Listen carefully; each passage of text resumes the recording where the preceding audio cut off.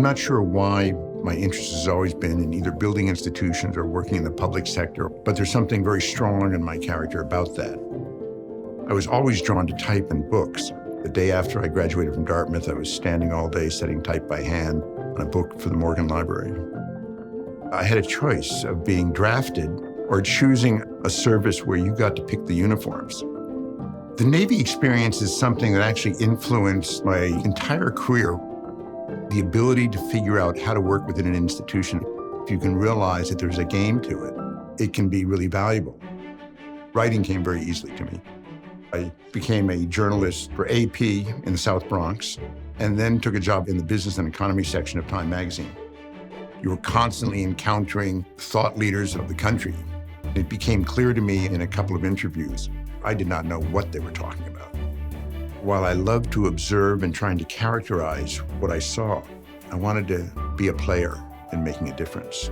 So I went off to Stanford Business School, then joined a consulting practice in San Francisco. Ultimately, that became my firm. As consultants, if we're any good, we move from success to success. And that doesn't build character. You build character by living with failures. If I didn't move out of San Francisco, I would crawl out of the hot tub in 10 years and wonder what had happened. I looked for an institution whose values I believed in, and public broadcasting became the one. There's a pattern in my background that includes mastering what might be a difficult situation and then becoming restless. It seemed like Washington had lost its mind. I said, it's time to leave. I found an ad in the New York Times classified section for the executive director of AIGA.